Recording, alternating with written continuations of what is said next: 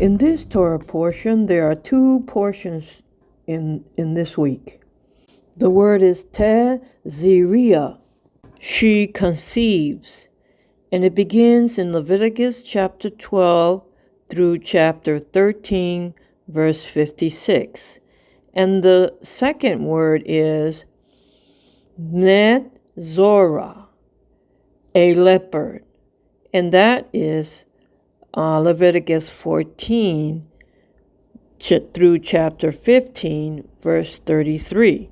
These two words, Tezariah, she conceives, and Netzorah, a leopard, when you consider that every birth, with the exception of our Messiah, a sinner, a leopard inwardly, is brought into this world. In Psalms 51, a psalm of David, when Nathan the prophet came to David after he had gone in to Bathsheba, and David was confessing his transgressions to the Lord. And in verse 6, it says, verse 5, it says, "Behold, I was shapen in iniquity, and in sin did my mother conceive me." So everyone comes into this world bearing the image of God, but inwardly a leopard. Every man and woman by nature is like a leopard, loathsome in his person, infected in all his actions, and in all that he does. He is incapable of fellowship with God's people, and he is shut out from the presence and acceptance of God because of it. Let's begin with Tezorah. She conceives. Leviticus chapter 12. After childbirth, there is a cleansing, a ceremonial cleansing. When a man-child is born, a woman was considered ceremonially unclean for 33 days. During this time of cleansing, it gives a woman a welcome rest, and it creates a bond with her newborn and her family. Also, during this time, the child, the man-child, is to be circumcised on the 8th day, on the Shemini day. This circumcision is a sign of the covenant of God. There's also a hygienic reason in circumcision. Cervical cancer among the women is reduced because of this circumcision. Now, if a woman birthed a daughter, it was 66 days. This time is much needed for a woman. For every woman bleeds after they give birth. This bleeding is called lakia. After birth, the womb sheds this lakia. And what happens is that the womb replaces its lining to make ready for the next baby. When a woman is not pregnant, the ovaries of the woman releases female hormones like estrogen and progesterone. These hormones cause the lining of the womb to build up. This built up lining is ready for the man's fertilization to attach to the lining and to start developing the baby. But if there is no fertilization from man, the lining breaks down and the woman bleeds. This is called her menstrual cycle. Every woman has a menstrual cycle. And according to the Cleveland Clinic Physician Health and Welfare Diagnosis and Treatment, these doctors have determined that after a while, a woman loses certain hormones that affect her demeanor. Estrogen is one of those hormones. The symptoms of lack of estrogen, the woman becomes less active in her intimacy. Sometimes there's pain associated with this, hot flashes, and she becomes irritable all the time. These symptoms should be recognized and treated to have a healthy and happy life. To continue, Leviticus chapter 13, the diagnosis of leprosy. The method of and the examination of leprosy. From Leviticus chapter 11 through 15 shows a close attention to details and extreme carefulness to the law of purity. These judgments were medical diagnoses.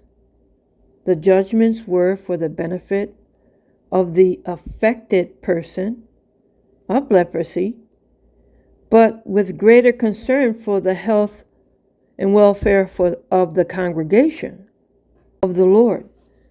Leprosy is a living death, a poisoning that corrupts the whole body.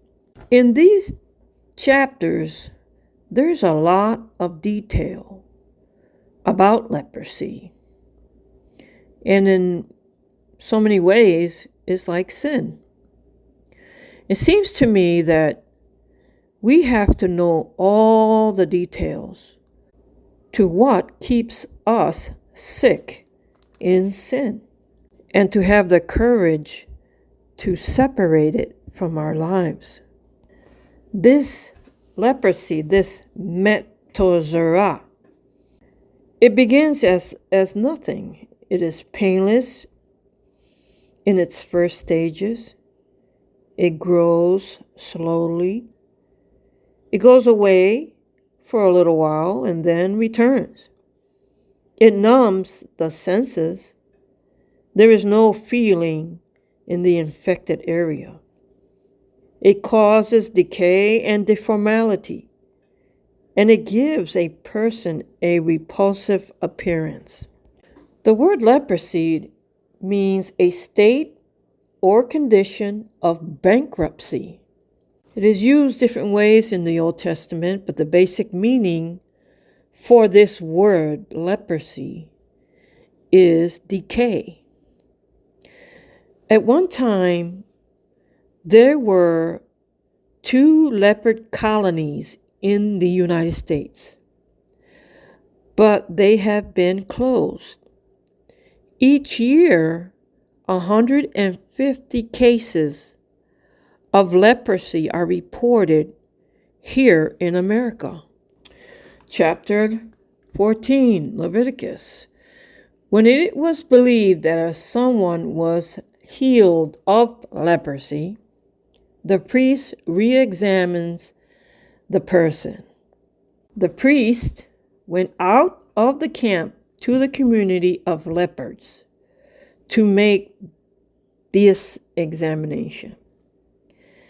The cleansing of the leopard requires 2 living clean birds, one to kill, the other one to set free.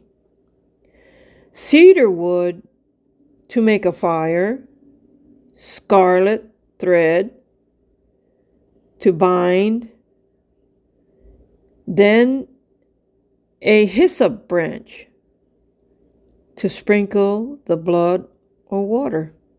A cleansed leopard has a special calling and anointing upon him.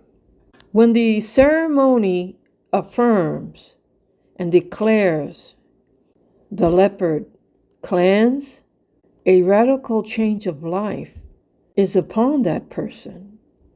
He or she is a new person, a born again person, as it were. And he or she has a life that belongs to God in a special way. With the blood, the oil, and water applied and cleansed from leprosy, a person will have ears to hear the words of Yah, active hands to do the will, and feet to walk the way that is called holy. We can also say that our homes can be infected with leprosy or sin. When this is the case, we should not just continue to live as before, but a forcible change must be made. Things may need to be removed and thrown out. For the hard work of the crucified and resurrected Christ in all its ways must be applied to the home. Chapter 15 of Leviticus, it's concerning the laws of bodily discharges that man or woman can have. When you consider the circumcision is done on a man's sexual organ, representing the covenant God made with Abraham. In Genesis chapter 17, 24, it says, when Abraham was 90 years old and 99 years old, when he was circumcised in the flesh of his foreskin, and Ishmael, his son, was 13 years old when he was circumcised in the flesh of his foreskin. In that same day was Abraham circumcised and Ishmael, his son. This was a representation of the covenant that God made with Abraham. Father Yah, in his words, shows us how to deal with all private and intimate matters. Yah expects these matters to be done in an appropriate and dignified way, especially when dealing with sexual matters. The body will get contaminated with sickness, and it will produce a continuous discharge. When these private matters are done at random without a care. Now, some folks have died from being so reckless in these matters.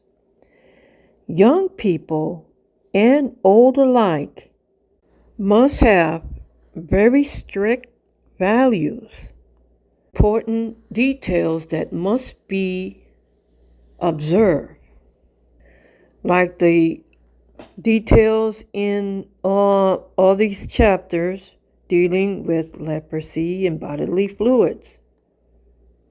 Before considering intimacy. And I pray that you and I be very careful for Yah's name's sake. The words are, Teziriah, she conceived and met Zorah, a leper.